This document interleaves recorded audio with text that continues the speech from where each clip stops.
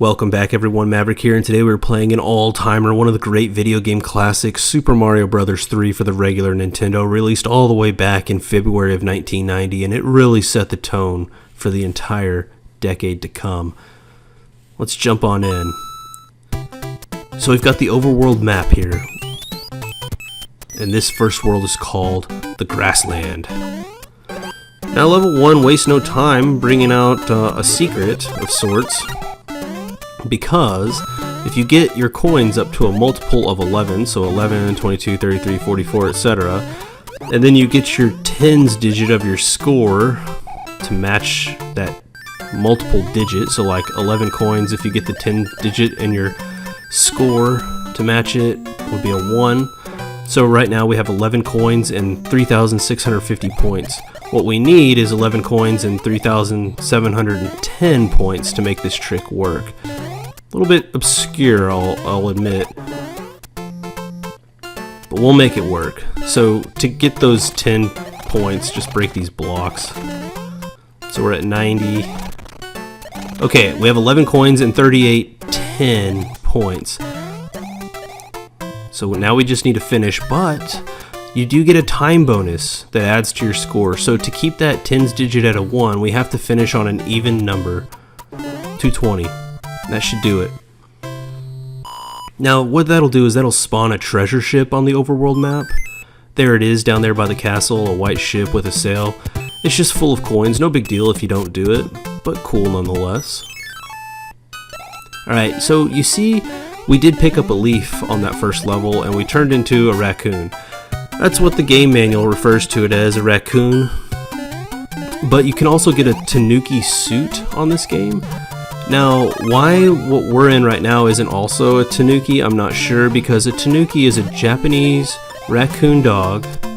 Then it's not a mythical beast, it's not like a dragon or a unicorn. No, the Japanese raccoon dog is a real thing. And in folklore, it's a symbol of fortune or good luck, but it can also be mischievous.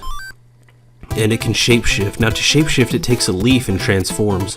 So is that not what we just did? We took a leaf and transformed? How is this not a tanuki? I don't know.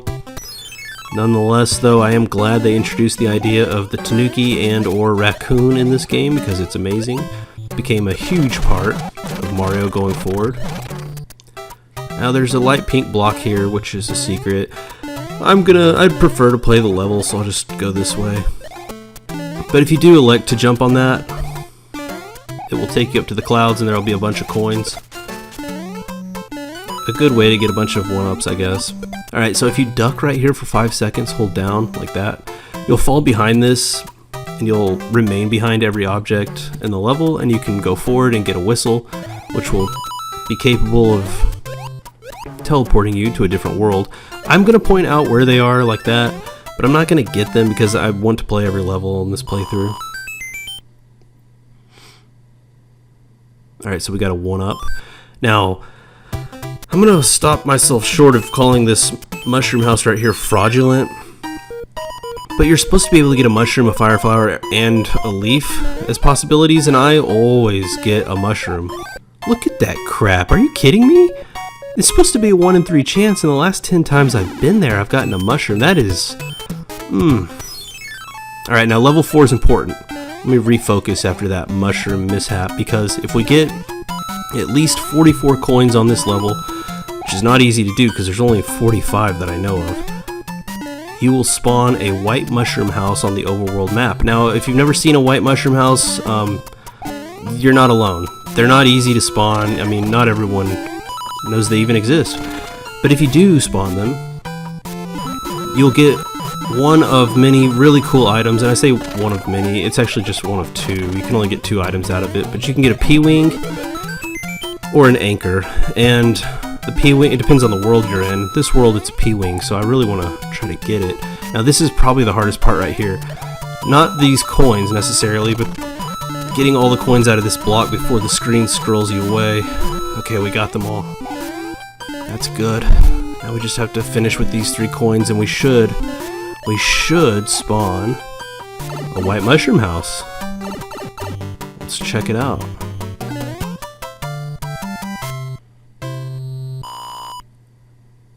Alright, moment of truth. Look at that right above us. White Mushroom House. Hello, you found my shop of strange and wonderful things. And we get a P-Wing. Now the P-Wing will let you fly forever, so you think the P would mean permanent. But that's actually not the case. The P in this stands for Paratroopa, which is the name of those Koopa Troopa turtle things that can fly. And in the Japanese version, the P stands for Pata Pata, which is onomatopoeia for the flapping of wings. Alright, now this little game right here, like a slot machine, it's rigged. I never win these. It's like a child casino at like Chuck E. Cheese, you know, you put a coin in and you're supposed to be able to win, but you can't. Now look at this, it's teasing me. Oh my, okay, God. I swear this game can hear me. It only allowed us to win because I was criticizing it in front of everyone. Amazing. Okay, here's the fortress. Every world's got a fortress. And this is actually the location of the second whistle or flute, whatever you want to call it. And you only need 2 whistles to make it to World 8, because if you use the second whistle on the whistle page, the overworld map for the whistle, it'll take you to World 8. Now, to get it, you fly up there and go to the right. We're not going to do it though, we're going to go on to fight Boom Boom, who is a recurring boss in these fortresses. And he's just like a beefed up, steroided up Koopa Troopa. That's literally what he is. Now, where do I get this information? A lot of this information comes from the game manual. Like many games back then, before the internet was prominent, most of the information could be found in the game manuals. They were like books. Alright, stomp on this guy. Wow. Whoa, I usually don't let him get loose like that. You usually can just pound him like that, and he drops this orb with a question mark. I have no idea what that question mark means. But grab it nonetheless to complete the level. And look, we're on the treasure ship. Now don't get too excited, it's just a ship full of coins, but there is an interesting oddity, and that is, there is a blue 1-up mushroom. You know how they're usually all green? Oh, this ship has a blue one.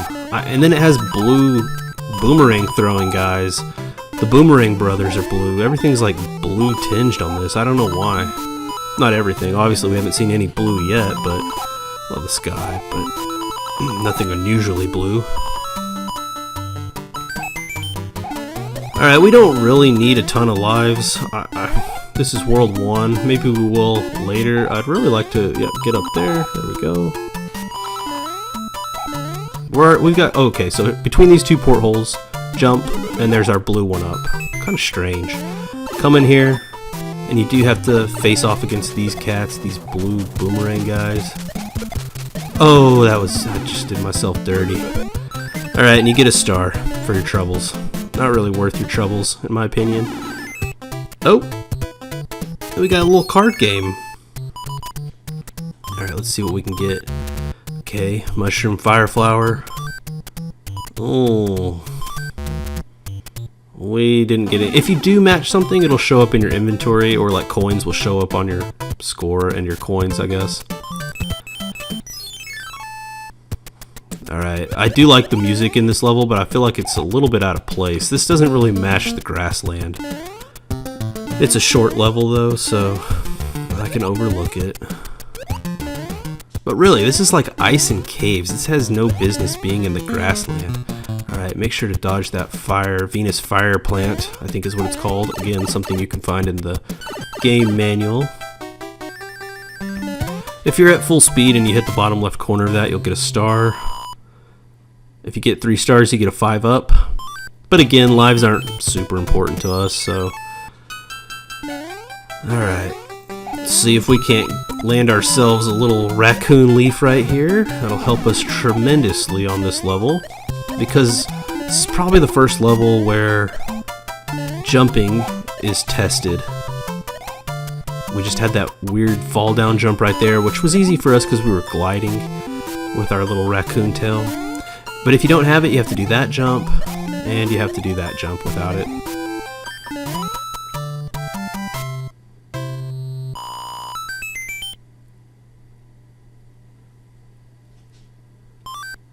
Okay, we've got one stop at the mushroom house. Now again, this mushroom house has a mushroom, a fire flower, and a leaf. I usually have better luck on this one. Oh my goodness, double mushroom me. Toadstool, what are you doing, son? Do you want me to save these kings or not? Alright, go to the castle with the help, despite being loaded up with mushrooms by Toad. And Toad is in a rage. You think we'd be in the rage because we're getting mushrooms from him, but no, he's in a rage because the dog, well, the king has been transformed into a dog. By who, you ask? One of Bowser's kids, Larry. This one's Larry Koopa. And Larry Koopa's got this pretty sweet ship, if I'm being honest. Probably got it from his dad, Bowser. And interestingly, the story of this game isn't that Princess Peach has been captured. She's actually alive and well, helping us out, writing letters after we beat each ship, and saving each king. But instead, what the story is that Bowser has sent his 7 kids, that was a close dodge, the Koopalings, or starting off with Larry, to take over each king's kingdom, use their wand to transform them into an animal, in this case a dog. And we have to go change them all back to humans and defeat the 7 Koopa kids. And then Bowser himself, of course. Alright, so let's start off with Larry Koopa. All these kid Bowsers, I guess, kid Koopas, are named after famous musicians. I don't know who Larry is, what musician that is. Alright, we got the wand back. Really didn't have a lot of time to talk about Larry Koopa. He's the youngest Koopa, consequently the easiest, I guess. Doesn't move fast. His little wand projectiles are slow. Alright, Toad is finally out of his blind rage, and he's happy with us. And the king has gone from dog to human. Perfect. Here's a letter from the princess. Greetings. If you see any ghosts, be careful. They will give chase if you turn away. I have enclosed a jewel that helps protect you, Princess Toadstool, and she gives us a P-wing. Now, where she got the wings from a paratroopa? That's a good question. She must have like a ruthless side to her. She's mad that her kingdom has been attacked. Nonetheless, thank you, Princess. Oh, it's not Princess Peach, it's Princess Toadstool. I think it's the same princess, though. Alright, and here's World 2, Sand World. You'll notice we don't see a big castle, so this overworld map has more than one screen. That's pretty cool. Now we're going to stop it here. I'm not going to play. We'll save this for the next level, but don't miss the trees dancing to the music. That is so cool. Alright, well, we'll pick up next time on this World 2 Sand World. Now until then, y'all take it easy. I'll see y'all next time.